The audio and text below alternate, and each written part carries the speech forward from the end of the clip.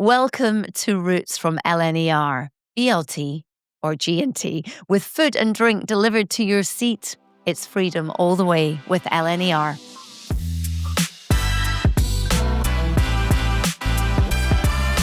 Hello there, welcome to the Quiet Coach on Roots from LNER. I'm Jenni Falconer, and on this episode we are diving very quietly, I'd just like to say, into the travel mind of actor Sam Heughan. It's nice to have you back. Thank you. When you get on a train, Sam, where do you sit? Are you a window seat, aisle seat, table, on your own? If I can, it's on my own at the window. I do like that. I find it's because I always have work to do, or when I take a wee nap. Occasionally I'll be at the table and it's great. You get to like engage with other people, and that's also lovely too. But I do like making up my own wee space, getting, maybe your podcast on, or I don't know, reading a book or reading a script, or as I said, just napping. So it's a great way. When you're learning lines, are you someone that has to read them out loud to yourself, or can you just read and kind of think them back? I do that a lot on the train actually. And yes, I do have to say it, but it's very quiet.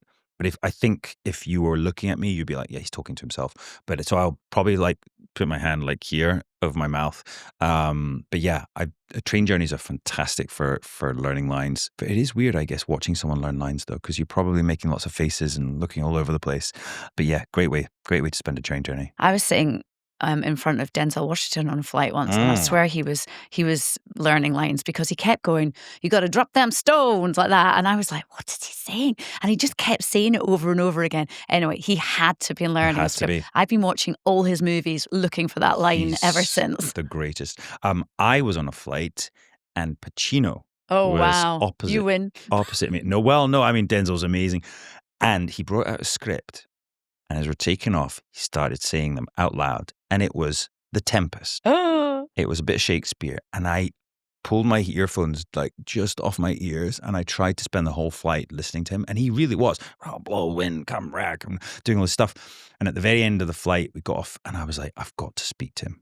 And I walked up to him. And he was sort of walking away with his minder. And I sort of tapped him on the shoulder. And he went, "Whoa, kid, scared the life out of me." And I was like, an actor. And I'm really... I love what you do. And he was like, "Oh, thanks, kid." And I was just like, he's amazing. What an incredible character. I mean, that's pretty cool. Al Pacino. Big Shakespeare aficionado. Have you seen him in The Tempest? He either did it on camera or he's about to, or he was going to. He did do Richard III. Looking for Richard is a great movie all about playing Richard III, but he goes around like New York City talking to like people and like, "What do you know about Richard III?" And it's so interesting. What an amazing can. Yeah, absolutely. When you're on a train as well, just obviously now that we're on the Quiet Coach, what kind of traveller are you? Are you kind of like focused on what you're doing? Do you chat to other people? I am always cut it as fine as possible, whether it's on a train or flying. I really dislike getting there anywhere early and waiting. Oh my God, I'm so pleased there's someone else like me. Do all your friends and family hate it when you make them run to make the train? Yeah, and it doesn't feel right if I'm not. I don't want to be standing in the station. I want to like get into the station, just walk straight, get on the train and it goes. Of course I have to grab a coffee on the way. I'll set myself up. I try to travel light. I hate baggage. So I try to go without or with a small amount, which is obviously not great because then you realize you don't have anything with you. I tend to work or think I'm about to work and then don't. I'll take a script with me or whatever I have to read, and then I'll sort of, probably fall asleep. All good intentions, that's it. Yes. Well, look, on this, I want to know a few things.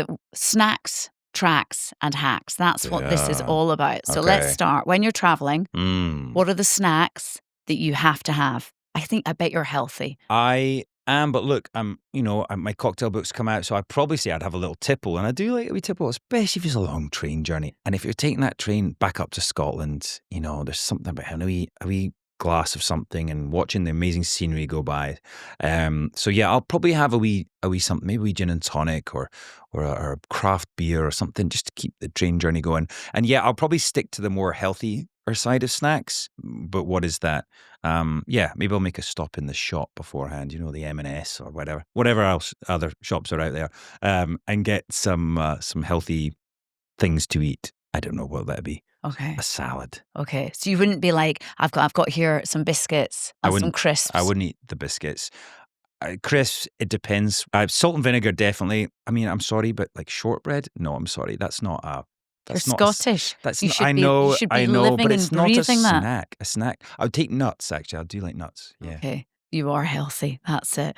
Okay. Tracks. Let's move on to tracks. Oh, tracks. Okay. What music do you listen to? I love music, and I'm very eclectic. I'll listen to anything, but I've realised I don't.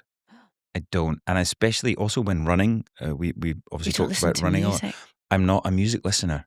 Wow. Does that make me slightly psychotic? Probably.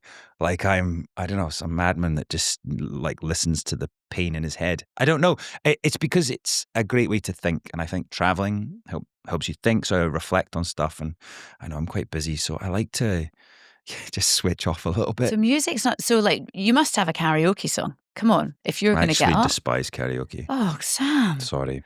I mean, I've done it, and I'm not very good at it. And what was the song you did? Well, my song was Ronan Keating, When You Say Nothing at All. Okay. But I like Rawhide by the Blues Brothers. I did 500 miles when I was in New Zealand with Graham McTavish when we finished our filming Men in Kilts. I just find the problem with karaoke is that there's always someone there who's a really good singer. And they sort of take over, and it becomes a performance. And you're like, well done. That's great. Well done, you. You're a great singer. I'm not jealous. I am. I'm really jealous. I'm not a great singer. Yeah, it's not for me. Yeah, no. I should probably say Celine Dion, shouldn't I? Oh, you could. I did. You did a film with her. A film with her. Yeah, I'll say Celine Dion then. Those are not easy songs to sing. No. Oh my God. No, that's why I hate karaoke. Yeah, you never choose one of Celine's songs. No, never, ever, ever. And your hacks. I want to know top tips or tricks that make traveling just easier. I mean, you fly an awful lot. You're on the train. I bet you're on your bike. What is it when you're having to set off, like you're going to New York and LA? Yeah. What will you do to make that trip easier? As I said, pack little or nothing at all. I'm very lucky, I have cases of clothes secreted all around the world now, so I don't need to sort of take them with me. I can just get them when I get there. I love this. I love the fact that you have some random case in New York waiting for you. Yeah, with some clothes that may or may not fit. I always take workout gear.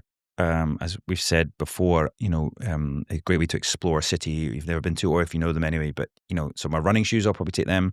Scripts, my iPad, because I'll do some work on that. Water, I always take electrolytes. I find on planes I drink so much water. I find them so dehydrating. God, I sound so boring, don't I? And also I'll have, some whiskey on the flight. So that's probably why I'm dehydrated. I've been in some difficult ones recently, though. As I said, coming back from Nepal, and I checked in on my cases, and I got pulled off the flight before it took off and marched out. And I thought, oh my God, I'm in trouble here, because I'd taken a huge blade called a kukri knife, which is the kind of Gurkha knife. It's about this big, probably the sort of, shoulder length height and curved blade. And I thought, I'm going to be in trouble. I shouldn't have a blade on the flight. And it wasn't that. I had a battery charger in my bag, and they whipped that out and left the blade in there. So funny. Don't take a battery charger with you. Take a blade. That's so funny, isn't it? Different rules, different places. Rules. That's right. Yeah. That's it. Oh my goodness. Listen, it's been lovely to chat to you. Thank Out you. of all the places you've been to, Sam, is there anywhere that's left a lasting impression, or been inspired you to change and become a little bit different as a result of being there? I mean, look, so last year, obviously, Everest and Nepal was incredible, and I'm planning on going back. I'm a keen motorcyclist.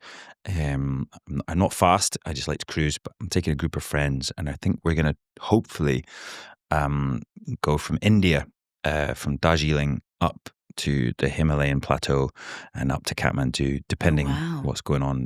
But that's what we'd like to do. So I think it really changed me. It's just such an amazing part of the world. Yeah, and I guess so traveling on motorbikes also something that's really changed me, It's again a great place to think on a motorbike. I don't play with music. I don't have music on. You just see some great sights, and Scotland has some amazing places to ride a bike as well. Oh, without a doubt, they really do. Well, Ewan McGregor famously has done quite a lot of epic road trips on his bike. He has. I spoke to him. We were supposed to do a movie years ago, and spoke to him about it. yeah, I'd love to do one of those journeys. We talked about Patagonia, me and my friends. Love to go down there, South America. Who knows? I mean, you're always doing stuff. You're very busy all the time. How is it that you just kind of switch off, relax, wind down? Do you ever do nothing?